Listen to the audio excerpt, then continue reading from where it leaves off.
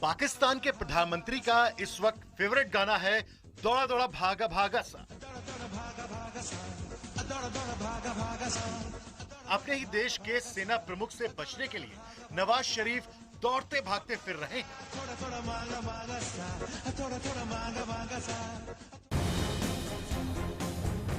जी हाँ, हमारे पड़ोस में एक बार फिर तख्ता पलट होने की आशंका ने जोर पकड़ लिया है।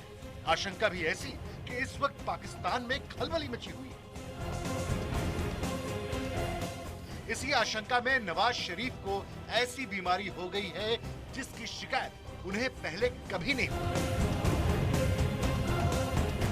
नवाज अब दौड़ते भागते इस रहस्यमयी बीमारी का इलाज करवा रहे हैं। लेकिन नवाज की बीमारी का इलाज पाकिस्तान में नहीं, लंदन में हो रहा है। रोम जाने के लिए निकले नवाज रास्ता बदलकर मॉस्को से होते हुए लंदन पहुंच गए। ये सब कुछ हो रहा है पनामा पेपर्स खुलासे के बाद। भ्रष्टाचार के आरोप तो नवाज परिवार पर बरसों से थे, लेकिन इतना बड़ा झटका पनामा पेपर्स नहीं दिया। बेचारे नवाज सफाई देते देते थक गए हैं, लेकिन न सेना उनकी सुन रही और न ही जनता। ऐसे में उन्हें डर है कि किसी भी वक्त राहिल शरीफ का डंडा उन पर चल सकता है। इसीलिए शायद उन्होंने भाग लेने में ही अपनी भलाई समझी। देखिए, पाकिस्तान छोड़कर भागे नवाज। नमस्कार, मैं हूं नवजोत और खबरों में खास में आज बात करेंगे नवाज शरीफ की। क्या तख्ता पलट की आशंका में नवाज शरीफ पाकिस्तान से भाग गए हैं? ये सवाल इसलिए उठ रहा है क्योंकि पिछले बुधवार को रोम के लिए निकलते वक्त शरीफ ने अचानक कार्यक्रम बदल लिया और मॉस्को पहुंच गए। मॉस्को से वो लंदन पहुंच गए। कहा यह जा रहा है कि नवाज एक बीमारी की जांच के लिए लंदन गए हैं। ये कैसी बीमारी है जिसकी जांच पाकिस्तान में नहीं हो सकती थी? ये कैसी बीमारी है जिसमें नवाज शरीफ बाकायदा लंदन में प्रेस कॉन्फ्रेंस भी कर रहे हैं? इस रहस्यमय बीमारी में नवाज अपने वतन कब लौटेंगे, किसी को नहीं पता। देखिए हमारी ये खास रिपोर्ट।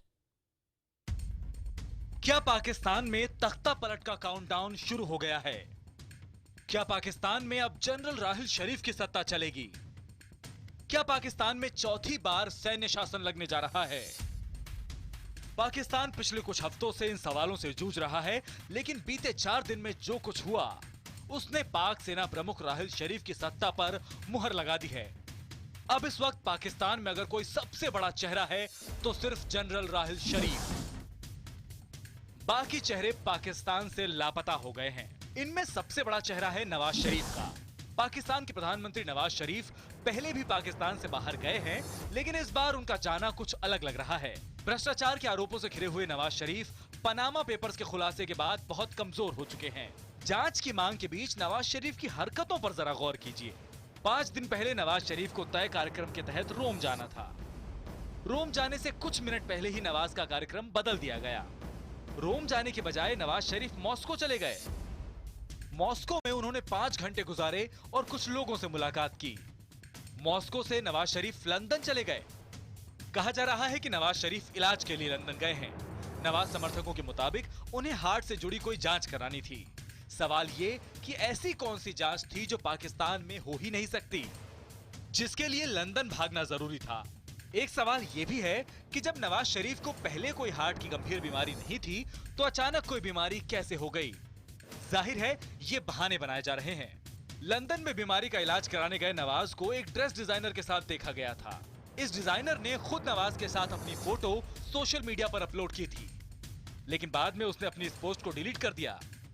अपनी रहस्यमय बीमारी के बीच नवाज शरीफ लंदन में प्रेस कॉन्फ्रेंस भी कर रहे थे। पनामा पेपर्स पर सफाई भी दे रहे हैं। कौन सी कोई रॉन्ग डूइंग हुई है, कौन सी कोई गलत कोई अपना कानून की खिलाफ वर्जी हुई है, किसी भी जगह कोई ऐसा काम नहीं हुआ। अपने लंदन आने के पीछे नवाज शरीफ जिस तरह के तर्क दे रहे हैं, उन पर खुद उनके ही देश में कोई यकीन नहीं कर रहा। पाकिस्तान से निकलने के बाद सिर्फ 5 घंटे मॉस्को जाना किसी को समझ नहीं आ रहा। आपको बता दें कि पनामा पेपर्स की वजह से इस वक्त मॉस्को में भी हड़कंप मचा हुआ है, जहां रूस के राष्ट्रपति व्लादिमीर पुतिन पर वैसे ही आरोप लगे हैं जैसे नवाज शरीफ पर। इसलिए अब ये कयास लगाए जा रहे हैं कि मॉस्को में रुकने के बाद नवाज शरीफ ने किससे मुलाकात की। मॉस्को से नवाज का रोम के बजाय लंदन पहुंच जाना भी कई सवाल खड़े करता है। क्या इसमें सेना प्रमुख राहिल शरीफ की भूमिका है?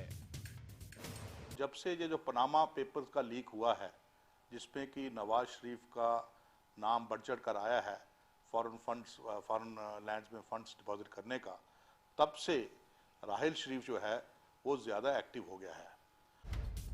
जाहिर है आज पाकिस्तान को अगर कोई चला रहा है तो वो सेना अध्यक्ष राहिल शरीफ हैं। आप ये भी जानकर चौंक जाएंगे कि इस वक्त पाकिस्तान में सरकार का नामो निशान नहीं है। नवाज शरीफ ही नहीं, जिन लोगों पर पाकिस्तान के तथाकथित लोकतंत्र की बुनियाद टिकी है वो सभी लापता हैं। नवाज सरकार में नंबर 2 माने जाने वाले चौधरी निसार भी लंदन में हैं। आंतरिक सुरक्षा मंत्री चौधरी निसार नवाज के लंदन पहुंचने के बाद पाक से चले गए। तहरीके इंसाफ पार्टी के मुखिया इमरान खान भी लंदन में हैं। चौधरी निसार और इमरान खान तो एक ही हवाई जहाज से लंदन गए। पाकिस्तान पीपल्स पार्टी के मुखिया आसिफ अली जरदारी पहले से लंदन में हैं। पाकिस्तान के राष्ट्रपति ममनून हुसैन भी देश के बाहर हैं। जेयूआईएफ पार्टी के मुखिया मौलाना फजलुर रहमान भी विदेश में हैं। आप समझ सकते हैं कि पाकिस्तान की इस वक्त क्या हालत है। अगर वहां कोई है तो सिर्फ राहिल शरीफ। पाकिस्तानी मीडिया में भी इस हालात पर लगातार चर्चा हो रही है। क्या होगा ये तो वक्त ही बताएगा। पनामा लीक्स के बाद सियासी मंजरनामा तेजी से तब्दील हो रहा है। पहले वजीर आजम और सदर, अब वजीर दाखिला चौधरी निसार, मौलाना फजलुर रहमान और इमरान खान भी मुल्क से बाहर चले गए हैं। पाकिस्तान राहिल भरोसे है, न सरकार है, न पक्ष है और न ही विपक्ष। सब लंदन में है। क्या ये तख्ता पलट की आशंका की वजह से किया गया? क्या पाकिस्तान के तमाम नेता तख्ता पलट से बचने के लिए देश से भाग खड़े हुए? क्या लंदन में एक जगह जुटकर ये नेता कोई नई रणनीति बना रहे हैं? तमाम सवाल हैं, लेकिन जवाब देने की हिम्मत किसी पाकिस्तानी नेता के पास नहीं है। Bureau report, IBN 7। 1999 में नवाज शरीफ जब श्रीलंका गए हुए थे, तभी लौटते हुए परवेज मुशर्रफ ने उनकी सरकार का तख्ता पलट कर दिया था। इसके बाद सत्ता से बेदखल हुए नवाज 2008 में ही पाकिस्तान लौट पाए थे। 2013 में प्रधानमंत्री बनने के बाद से ही उन्हें पाकिस्तानी सेना की तरफ से जबरदस्त दबाव झेलना पड़ रहा था। मुमकिन है कि पनामा पेपर्स के खुलासे के बाद नवाज शरीफ को फिर गिरफ्तारी और तख्ता पलट का डर सता रहा है। इसीलिए उन्होंने लंदन भागने में ही भलाई समझी।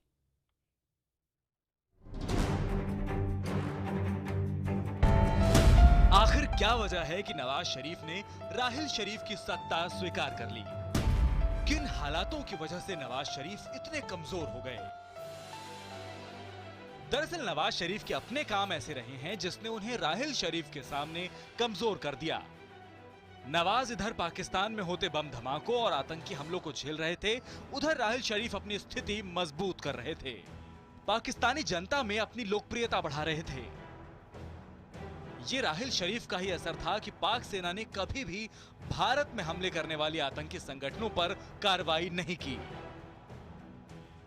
ये राहिल शरीफ का ही दबाव था कि पाकिस्तान की अदालतों ने कभी हाफिज लखवी और मसूद अजहर के आतंकियों को सजा नहीं दी। इस दौरान नवाज चुप रहे क्योंकि उन्हें अपनी कुर्सी बचानी थी। राहिल के हावी होने की एक बड़ी वजह नवाज पर लगे भ्रष्टाचार के आरोप भी थे।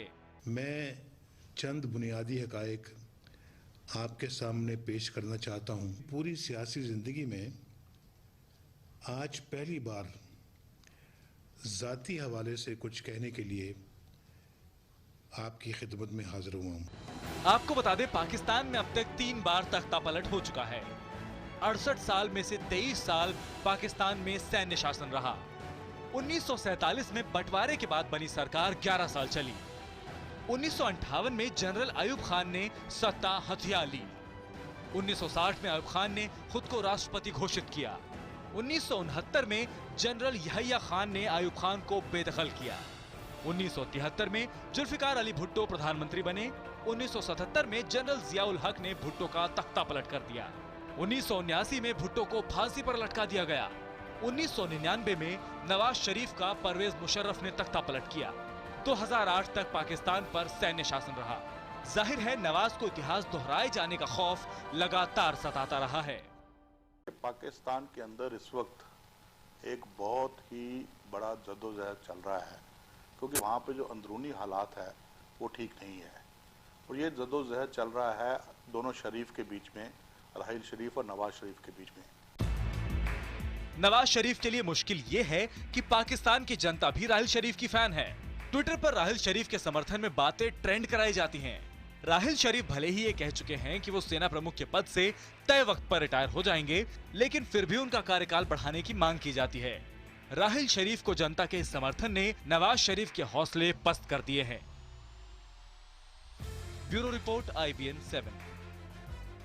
पाकिस्तान के प्रधानमंत्री नवाज शरीफ के लंदन जाने के बाद अब उनकी पार्टी कह रही है कि वो जल्दी ही लौटेंगे, लेकिन लौटने की तारीख नवाज की पार्टी को भी नहीं पता।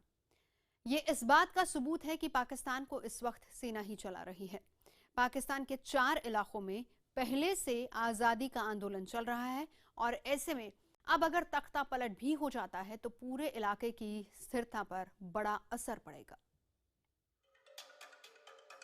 क्या पाकिस्तान में सैनिक शासन उसे 4 टुकड़ों में बांट देगा? क्या पाकिस्तान को बंटने से बचा पाएंगे राहिल शरीफ? अगर पाकिस्तानी सेना के मुखिया राहिल शरीफ तख्ता पलट करके पाकिस्तान की सत्ता हथियाते हैं तो क्या पाकिस्तान 4 टुकड़ों में बंट जाएगा? आपको बता दें कि पाकिस्तान के टुकड़े होने के नारे कई दशकों से वहां की फिजाओं में गूंजते रहते हैं।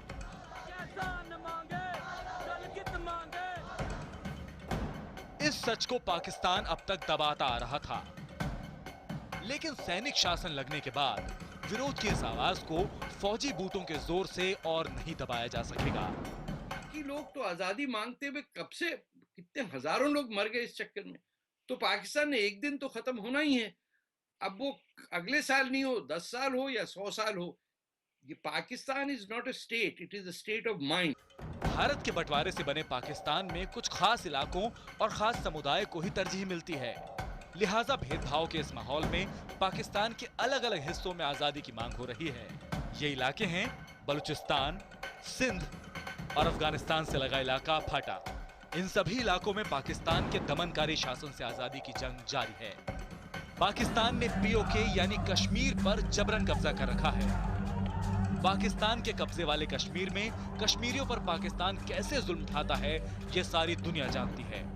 लेकिन सच ये है कि पाकिस्तानी पंजाब को छोड़ दें तो पाकिस्तान के लगभग सभी सूबों में आजादी के लिए संघर्ष चल रहा है। In occupied territories of Jammu and Kashmir, especially Gilgit, Baltistan, all over the other territories, including the Muzaffarabad, Mirpur, is very bad. It's deteriorating day by day. Pakistan में चल रहे आजादी के इन आंदोलनों को नवाज शरीफ संभाल नहीं पा रहे थे। अब अगर उनके बाद राहिल शरीफ औपचारिक तौर पर पाकिस्तान की कमान संभालते हैं तो भी आजादी के आंदोलनों से पार पाना उनके बस की बात नहीं होगी। दरअसल दशकों से पाकिस्तान की ये नीति रही है कि जिन सूबों को जितना लूटा जा सकता है उतना लूटो, लेकिन कल्याणकारी और विकास की योजनाओं में इन्हें सबसे पीछे रखो। दशकों का ये भेदभाव अब पाकिस्तान के 4 टुकड़ों के तौर पर नजर आ सकता है। Bureau report, IBN 7। खबरों में खास में मेरे साथ अभी इतना ही। IBN 7 पर खबरों का सिलसिला जारी है।